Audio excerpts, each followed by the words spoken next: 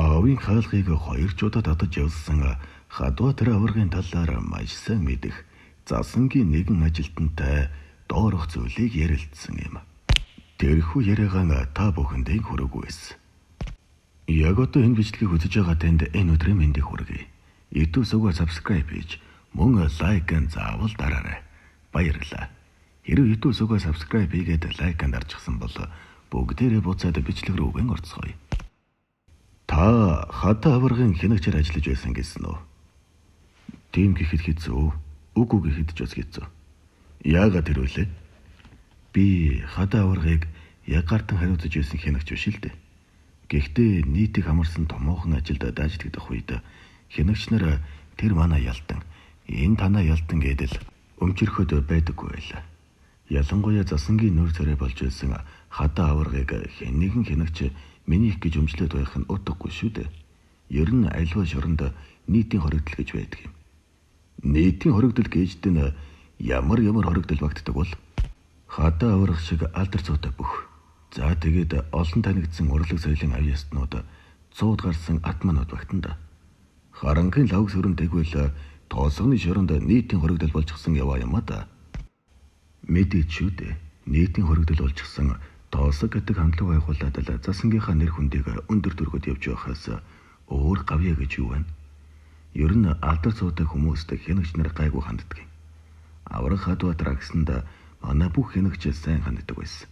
Аврах хүнийг чинь хүндлэхгүй байхын арга байхгүй шүү дээ. Тэр ч өөрөө шоронд байхдаа хүч бэрээр гайхагддаг байлаа. Ажлыг ёстой нэг өмөлцүүлж өгдөг байсан. Ямар сайндаа л ажлын хоног ахиухан авч шоронгоос дүргэн гарахын тулд тухайн үеийн аавын цэж гэдэг машины банкыг талсан зүсч хурц хийгээд галт тэрэгнээс нүүр суулгаж аачдаг байсан шүү дээ. Тэр амар том хурцыг нь хадаа аваргаас өөрхөн даахгүй. Чадал муутай хоригдол бол тэр хурцээр нь нүүр сууд гутгах нь байтугай дарагдаж өгчих гээд байдаг байсан. Тэгээд ямар сайндаа л хоригдлууд энэ хадаа хэд бяралгаж биднийг ажлаараа чирж алчих гээд байна гэд гомдол санал гаргаж байлаа шүү дээ. Хадаа аварга нэг удаа засан цуусан зээлзунгаж машиныг мөрлөд гаргаж байсан гэж ярьдаг. Энэ тухай мэдхүү. Мэдэлгүй яах вэ? Нэг шин намайг жижүүртэй байтал засангийн эргүүл хяналтын дарга орч ирээд тал зуухны хүнсэнд явсан машин энэ хажуухан талцаасан цуужглаа. Хэдэн хоригдол өгөөч гэлээ. Би ч 5 хоригдол өгөөд явлаа. Гэтэл эргүүл хяналтын дарга төдөлгөй узаж ирээд саяын өгдөг 5 ялтанч хариугүй хүч муутай юм. Очиж ядаргаанд орчихсан юмнуудыг төөж өгöd байхдаа явах үү? Алив тэр хадаа аваргыг дууд гэлээ. Тэгээд хадаа аварга очсон. Тэр ердөө ганц мөрлөж дүлхээд л машиныг заснаас гаргачихж билээ. Хоригдлууд ууланд мод хийж байх үед хадаа аварга 240 бетон бариад луусанд явдаг байлаа. Яг л 210 бетон барьж яваа юм шиг огт төртөхгүй. Нэг удаа түүнийг 240 бетоноор уус аваад ирж байхад нь манай нэг хянагч досож очиод түүнээс юм асууж ойр зургийн юм ярилцлаа. Бид ч холоос хараад л байлаа. Тэгтэл хадаа аварга 240 бетонтой усаа түр газар тавиад ярилцах ёстой байтал бариаст чигээрээ 2 минут хэртээ зогсож байгаа юм. 40 бетонтой усыг юмжиний тоодоггүй хүн байсан. Мөн нэг удаа хадаа аварга байшингийн дээвэр дээр асардаг хар зам тавихад ашигладаг замын хар гэдэг лагалцсан хард усноос өвхөр татаж гаргаж байлаа. Зам ангийнхан илүү гарсан замын хараа жалганд авчид ажичих л дээ. Тэгтэл нөгөөхт нь зуны халуунд хайлаад тэр хайлмгруу нэг өвхөр яваад орчихгүй юу? Өвхрийн эзэн 2 хүний хамт өвхрээ татаж гаргах гэсэн боловч дийлээгүй. Тэгэд манай зоон дээр ирж тусламж хүсснээр хадаа аварга нэг хоригдлын хамт очсон юм. Аварга манай цээжин биенийхээ хамаг хувцыг тайлж нүцгэлээд л дайрчихсан да. Мянцсан утсыг 2 давхарлаж өвхрийн бориор оруулаад том сондол руу чийж байгаад 1, 2-ын 3 гэж хашгираад л өвхрийг замын хараас сугдатад гаргаж байлаа. Жийсэн сондуул нь оронгоороо булга үсэрснийг бодоход ямархан хүч тэнхээтэй хүн байсан нь ойлгомжтой болов. Өвхрийн эзэн хадаа аваргад баярлалснаа илэрхийлээд шимийн арх 10 литр тараг өгч байлаа. Ер нь хадаа аварга халахын шоронд хүч бэрээр гайхагдаж явсан хүн дээ. Хадаа аварга хоолыг ёстой цөөж өгдөг байсан биз? Өө, тэр бидэж ууланд мод гэж байх үедээ бууз хийж идэх их дуртай байсан. Дунгарын шаацсан шиг том бууз хийн гэж. Бид тэр буузнаас нь 2-3-ыг идээд л цадчихна. Харин хадаа аварга 10-20 идчихдэг байлаа. Харин сүүлдээ хоолнд жаахан таарах болсон доо. Зөвхөн хоолнд муу болоод зогсохгүй үүдэн шудуу нуунаж өснийх нь буурал нилээд нэмэгдсэн. Ер нь өөрийгөө сүлдэж байгааг мэдэрдэг байсан л да. Ямар сайндаа миний нас явж өглөө. Насаа дагаад бярхуч хүртэл барагдах тийш хандаж. Шоронгоос гараад хотоос захтуу газар аж ахуй эрхэлж амьдрна. Одоо амьдралаа бодох цаг болсон.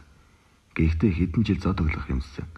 Эд сайхан үеэ энэ айхтар савнд өнгөрөөчихгүй бол 2-3 удаа төрүүлэх боломжтой байсан юм гэж ярьдаг байлаа.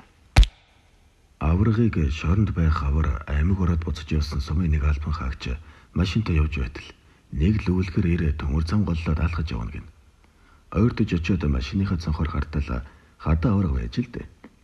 Манер машины дугуй олгой хаймар ар нугууруугаар хэдрээд 2 гараараа сунгаж татаад явж байж л дээ. Нөгөө албан хаагч түүнээс та наад хаймараа сунгаж татаад асгалгийж байгаа юм. Арай өөр юм олдохгүй байна уу гэж асуухад миний цусны даралт ихсдэг болчиход байгаа. Бас жаахан хавгны хянттай болчихлоо. Шоронгоос гарвал наадамдаа зодоглож хиймраас хэрэгэнтэй. Бэлтгэл жаахан хийх хэрэгтэй байна. Даанч надтай ноцолдох хүн олдохгүй юм. Дими л уургамат тэрч аваад хий дими бяраа гарах юм да гэж хэлсэн гэж. Түүнд одоогийнхоор бол нөгөө бэлтгэл хангагч гэж нь байхгүй байж л дээ. Та түрүүн авраг хадватраа гэсэнд манай бүх хянагч нар сайн байдаг байсан гэж ярьсан. Тэгтэл зөвхөн хараагийн шоронгийн дөргөө гамбаа гэгч хянагч тэр хадаа авраг гэгч нь миний гар дээр ирээсэ. Тэгвэл ёстой шүүсийг шахах юмсан гэж санаж байсан гэдэг. Энэ тухай та дууш сонссон уу? Тийм нэрэ. Дөргөө гамбаа гэж нэг онгороо юм байсан юм аа. Энэ хянагч хадаа аврагыг цаандаг байсан үн. Гэвч аврагын маань ад шав байсан ч юм уу? Түүний гар дээр очих хувь тохиоггүй л дээ. Ер нь дөргөө гамбаа гэгч хянагчин ээлж нь гарахад зөвхөн хараагийн хоригдлууд чичирдэг байсан гэдэг. Дөргөө гамбаа мэдээ орсон цагаас эхлээд л мянган хоригдлын өмнөр их юмсэг байдалтай алхах шоронгийн дарга эцгийгийн бичрэн шүтдэг болсон гэдэг. Тэгээд л эцгийнх нь нэрийг хатахаар шийдсэн байгаа юм. Тэнгэр нь хүртэл баргаар юм шиг санагддаг зөвхөн хараагийн шоронд олон эрсийг бүүндэн тамлах аимшигт яргаллын салхийг үе дамжсан цууд хоёыг дөргөө гамбаа анх хагасан юм шүү дээ. 1980-ад оны үед зөвхөн зүүн хараагийн шоронд биш бусад бүх хорих ангиудаар дөргөө гамбаагийн нэр зуураад эхэлсэн. Манай дарга хүртэл хот руу удирдах ажилтны зөвлөгөөнд зууж ирчгээд зүүн хараагийн шоронд хоригдлуудыг гарамгаа удирддаг Гамбат гэдэг сүрхий хянагч байдаг гэн. Та нар энэ хүний туршлагаас суралцах хэрэгтэй гэж үүрэгдэж байлаа. 1984 онд Монгол улсын дээд шүүхээс давтан буюу 3 жилээс дээш ялгоносон бүх хэрэгтэн чанга дэглэмтэй хорих ангид хорьсгоё гэсэн тогтоол гарсан юм. Үүний үр дүнд ганц удгийн мөрдөн чангагийн хоригдлуудаар дүүрч төдөлгүй тэд мант зүүн хараа дүүрэн гэсэн жоронгод руу илгээгдсэн. Арын хаалгатай мант анхны хэрэгтэн буюу адтай дүүр адгийн болоод хувьгүй ялтнууд нь зүүн хараараа ачигдж байлаа. Жохом энэ үеэс эхлээд л зүүн хараагийн ялтнуудын дунд дөргөө гамбаагийн ээлж гэдэг айж хулгансан үг сонсогддог болсноос гадна ахлагч гамбаа шиг айбар авгар хоёыг зүүн хараагаас өөр газар байхгүй гэж яриа газар нийлэн авсан да. Соцнигмийн үеийн шоронгуудад адтай 8-д гар азгүй тамрууга тонил гэдэг бичигдэг хууль ноёрхож байсан юм шүү дээ. 1980-ад оны үед баха зүүн хараагийн шоронд игэр гэгч харгис гинэгч алб хаач байсан юм. Тухайн үед игрийн дэглэм гэж юм гарч ирсэн.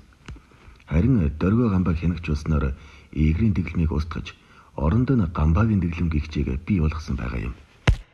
Ямар сандал манер хөөхөн гүжиндэж шоронд ороод байдаг Хадбаатар манай хараагийн шоронд ирээсэ. Нэг сайн зодох юмсан гээд алгаа өрөөд шүлэгддэг байсан гэдэг.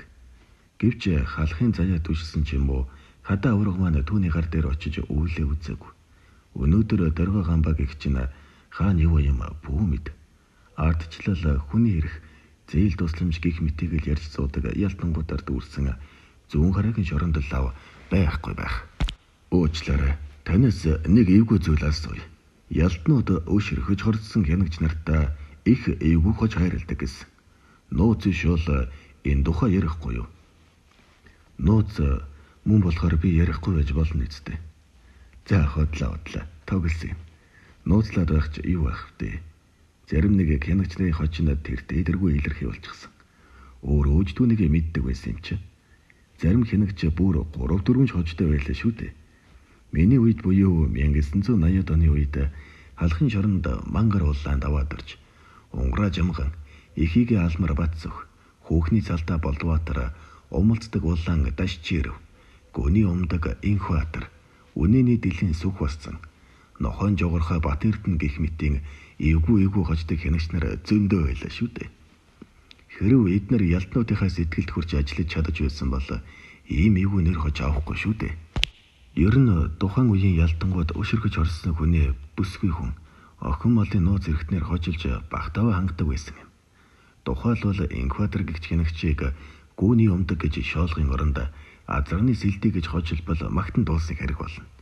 Мөн тухайн үед аал хожид модонд орж байлаа. Хулгайчүүд биений занаж зүхэхдээ муу аал мань гэдэг байсан. Тийм ч учраас дургу хүргэсэн хянагч нарыг ерөнхийд нь аал гэж доромжилдог байлаа. Магадгүй ч би ч бас заримдаа хинэгний дургу хүргээд аал гэж доромжлож байсан болов уу?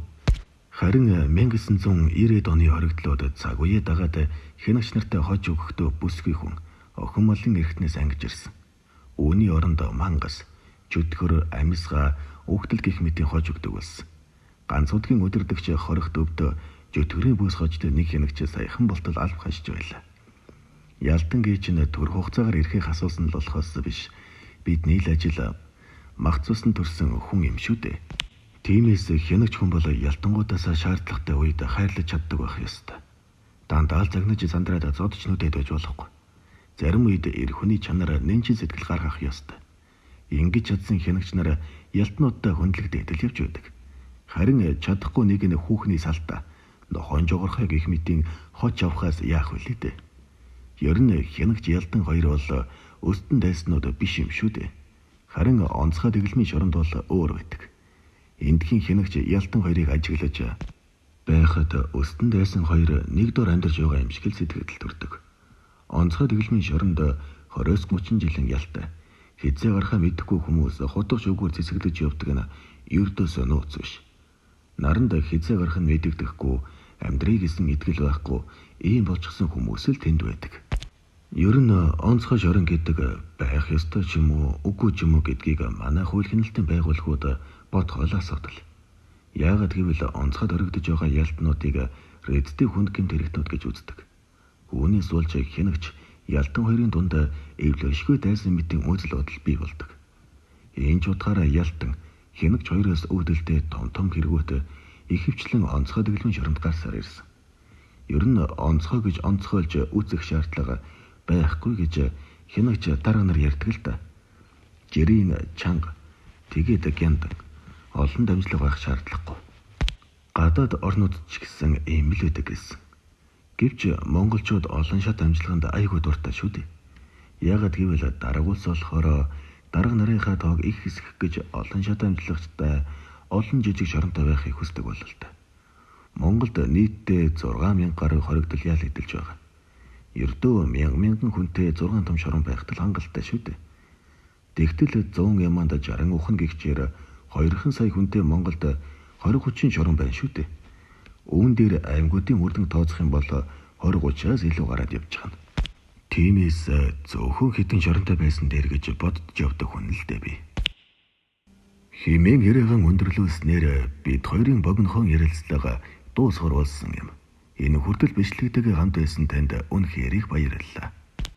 YouTube сувгаар subscribe хийж мөн лайкан дарж үздэгийг бидгийн мартаарай. Дараагийн бичлэгээр уулзтлаа. Түр баяртай.